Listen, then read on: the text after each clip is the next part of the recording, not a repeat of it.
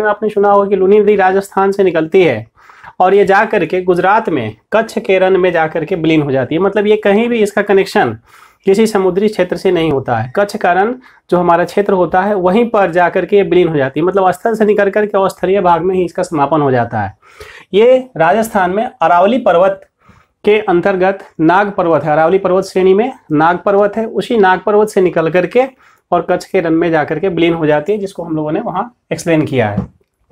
दूसरा हम लोग चलते हैं, उसके बाद आती है हमारा दूसरी जो नदी है, बड़ी नदी है, वो है साबरमती नदी।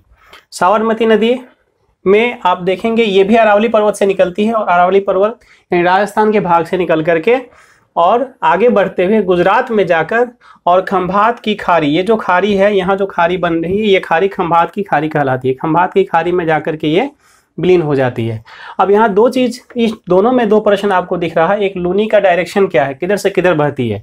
तो लूनी नदी जो है ये दक्षिण दिशा से जा रही है और ये पश्चिम और उत्तर दिशा से निकल रही है और दक्षिण पश्चिम की तरफ जाकर के इसका बहाव क्षेत्र है। उसी तरह साबरमती नदी के डायरेक्शन जो है ये भी पूछा करता है। तो साबरमती नदी जो है ये भी उत्तर से निकलती है और ये दक्षिण की दिशा में इसका बहाव क्षेत्र होता है। इसके जस्ट बाद तीसरा हम लोगों को इंपॉर्टेंट नदी आती है माही नदी। माही नदी की एक और विशेषता पूछी जाती है कि माही नदी जो है ये कर्क रेखा को 2 बार क्रॉस करती है।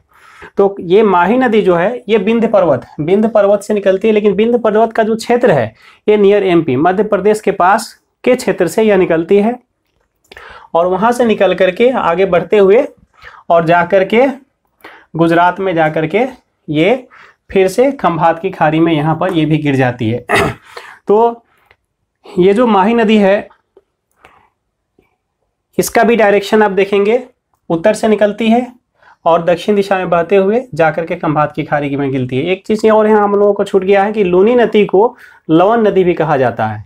ये क्वेश्चंस ध्यान रखेंगे, पूछ दिया है, कई बार पूछ चुका है कि कौन सी नदी को लवन नदी कहते हैं। तो लूनी नदी को लवन नदी के नाम से भी जाना जाता है क्योंकि उसमें लवन की मात्रा ज्यादा होती है। आगे फिर हम लोग जाते हैं माही के बाद नर्मदा के पास आते हैं। तो नर्मदा नदी जो है, नर्मदा नदी का उद्गम बिंदु अमरकंटक की पहाड़ी है जो छत्तीसगढ़ के क्षेत्र में पड़ जाता है और छत्तीसगढ़ से में अमरकंटक पहाड़ी से निकल करके ये नदी मध्य प्रदेश होते हुए, महाराष्ट्र होते हुए और गुजरात में जाकर ये भी खंभात की खाड़ी में गिर जाती है। ये जो है नर्मदा नदी जो आप देख रहे हैं, नर्मदा नदी जो है इसकी भी डायरेक्शन आप देखेंगे, इससे भी क्वेश्चन दिशा के बारे में पूछता है। ये नदी किधर बहती है, तो ये पूरब से और पश्चिम की दिशा में बहने वाली नदी है जो खंभात की खाड़ी में जाकर के गिर रही है। इसका उद्गम बिंदु पूरब में है और जाकर के गिरती है ये पश्चिम दिशा में बहकर खंभात की खाड़ी में। फिर उसके नीचे हम लोग बढ़ते हैं तो हम लोगों के पास महादेव पर्वत श्रेणी जो है ये वहां से फिर एक निकलती है और वहां से महादेव पर्वत से निकलने वाली जो नदी है ये ताप्ती नदी ये भी महाराष्ट्र होते हुए और गुजरात में जाकर के खंभात की खाड़ी में जाकर के गिर जाती है। इसका भी डायरेक्शन पूरब से पश्चिम दिशा में पाया जाता है। इसके बाद जब नीचे हम लोग जाते हैं तो एक बड़ी नदी, अगली बड़ी नदी जो हम लोगों को मिलती है वह बड़ी नदी है ब्रह्मगिरी पहाड़ी से निकलने वाली, महाराष्ट्र में ब्रह्मगिरी पहाड़ी है, वहीं ब्रह्मगिरी पहाड़ी से निकलने वाली नदी बड़ी नदी है जो है गोदावरी, जिसको दक्षिण भारत की गंगा भी कहते हैं या वृद्ध गंगा, बूढ़ी गंगा या वृद्ध गंगा के नाम से भी इसको जाना जाता है। ये दक्षिण भारत की यानी प्रायद्वीपीय भारत की सबसे लंबी नदी यही है गोदावरी नदी और ये ब्रह्मगिरी पहाड़ी से निकलते हुए इसका डायरेक्शन कई बार चेंज होता है। ये पूरब की दिशा में बहती है और बहते हुए लास्ट में दक्षिण की तरफ, मतलब पूरब से दक्षिण की तरफ घूमते हुए और अंतिम पड़ाव जो इसका होता है तेलंगाना होते हुए और आंध्र प्रदेश में जाती है। तेलंगाना क्रॉस करते हुए आंध्र प्रदेश में जाकर के और ये गिर जाती है बंगाल की खाड़ी में। इसके बाद जो अगली बड़ी नदी है वो है कृष्णा नदी।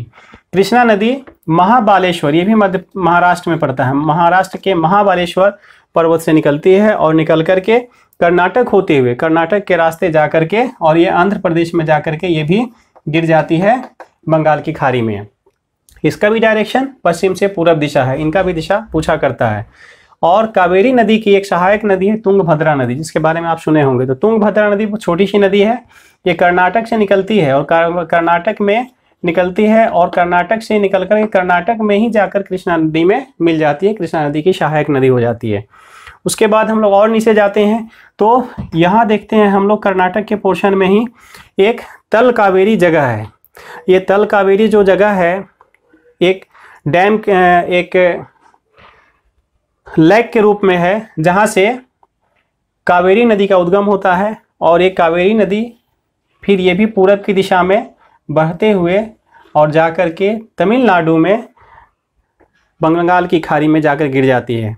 तमिलनाडु के रास्ते होते हुए जाती भी है, उद्गम स्थल इसका कर्नाटक है और तमिलनाडु के रास्ते जाकर के तमिलनाडु में ही ये बंगाल की खाड़ी में गिरती है। जहाँ ये गिरती है उस प्लेस को कावेरी पत्तनम के नाम से जाना जाता है। कावेरी पत्तनम वह जगह है जहाँ कावेरी नदी गिरती है। इसके बाद आगे हम लोग देखते हैं अमरकंटक पहाड़ी की तरफ हम लोग चलते हैं और अमरकंटक पहाड़ी के पास फिर हम लोग छत्तीसगढ़ में जाते हैं। और महानदी, एक बड़ी नदी ये भी है जो उड़ीसा